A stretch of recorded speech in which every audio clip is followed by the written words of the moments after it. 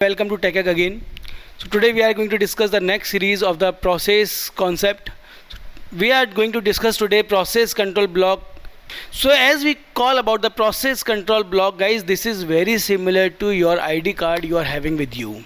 Like, what is process control block? It keeps all the status, all the information regarding a process. It is used to control the process execution and the process handling over there.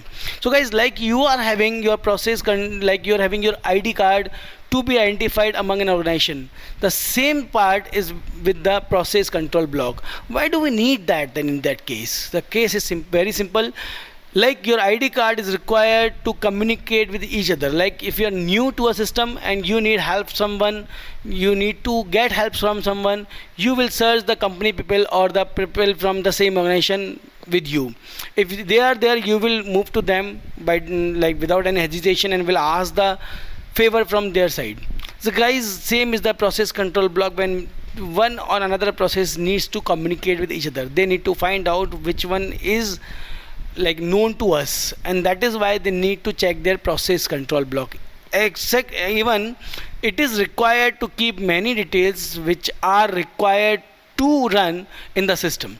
So a process control block is used to keep some informations associated with each process. Likewise, process state, what is the state of the process? Likewise, we had 5 states over there: new, ready, running, waiting, and terminated. Program counter. So guys, program counter is the thing which tells us that which next instruction to be executed is to arrive. CPU registers, which CPU register we are going to use. CPU scheduling informations are there, memory management informations are there, as well accounting informations are there, input output status information are there, are to be kept with process control block. So guys, this is your process control block. So it has process ID. So we are having process ID to identify that which process number is it. Like you are having some roll numbers, some employee IDs, like process IDs there with the processes. As in the last lecture I have shown you that alt control delete pressing for the task manager will give you the process IDs. The process ID is this one. Next is process state. It depicts you that which state is there with the process running over there. So process runs with an ID card and keeping it over there. See, I am a process which is having a state as running state over there, and process priority gives you the priority of that process, that it is a higher priority, lower priority, because in a system there is not only a single process, there run thousands or millions of processes, so you need to identify what is the priority of that process. CPU registers are there to identify the CPU register values over there. Program counter is the counter, or say is the value of the address which keeps which instruction is to be executed as next instruction by the CPU. CPU scheduling information, what type of scheduling is being opted over there, like round robin, first come first serve, shortest job first, and all. We will discuss them later in later lectures. So these all scheduling informations are kept over there. Memory management information, on which memory area we are keeping the data, from which area you need to swap in and swap out the data. These things are kept by using the memory management information in process control block. Accounting information, who has accessed the system, for how much time, how many files he has opened, what he has done with the system. These all accounting information can be kept using the process control block, as well as input output status information is kept using the process control block. So guys, process control block is like having all the information regarding a process. Where do you need this process control block information? We are going to discuss very soon. Guys, please hold on. Just for 2 minutes we will be coming back over to this point. So guys, this is an example of process hierarchy. Like I told you, process can fork the child, process can create the sub processes. So you can check it out. Process A is having 3 childs, D, C and B. B is having 1 child, E.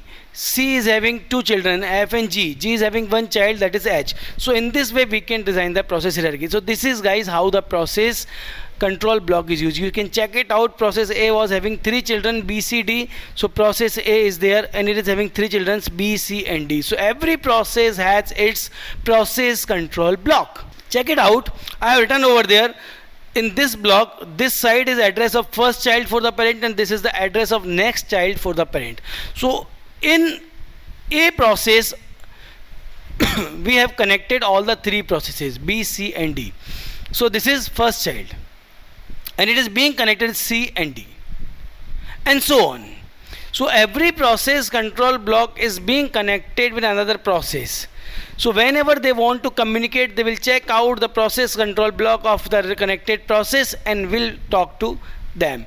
In case a process control block B wants to connect with process control block of H, then it will ask the H, show me your ID card, show me your process control block, so that I can get the information regarding what is your process ID, what type of process you are, what is your state, what type of priority you are using, that you are having, what is the scheduling algorithm you are going to implement over there, so that we can interact. So in this way your process control block works. This is the scenario how the process control block is used between two processes or how the two processes works. For example, you are having two processes P0 and P1 and they both want to interact. Guys, in that case what you are supposed to do, you are supposed to contact with both the processes over there. Likewise, process 0 is running right now, process 1 is working over there, is waiting for CPU. Guys, every process has its CPU available there, every process has its PCB available with it. So process 0 is having its PCB, process 1 is having its PCB. So process 0 was executing. At some instant it gets an interrupt. Whenever it will get some interrupt, it is going to save all the states into the PCB 0. Likewise, all the information regarding the scheduling, regarding the priority, like the interacting, like the memory address, regarding the CPU address, CPU registers, regarding the program counter, and all the things are being kept into the PCB 0.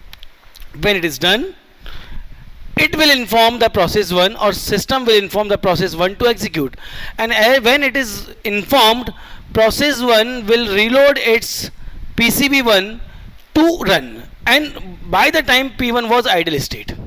Now as the P1 gets the information from the PCB 1, it starts executing, and when it starts executing, it will be running. My P0 is in idle state when it got the interrupt and will be in idle state until it gets interrupt again. PCB1 process P1 is executing. When it is done or it gets some interrupt, it will load or save all the states in PCB1, its process control block. Till that time it moves into the idle state, and when the PCB0 reloads all the state information to the P0, it will start executing. So in this way our process control block works. So guys, this is the way the process control block works. So you can easily deduce over here that whenever two processes wants to execute, they need to save their state into PCBs and they need to reload the states from PCBs on PCBs. Like P0 will use only its PCB0, P1 will use its own PCB1, and all the processes communicate with each other using these PCBs only. So guys, this is all about process control block. Thank you guys, keep watching.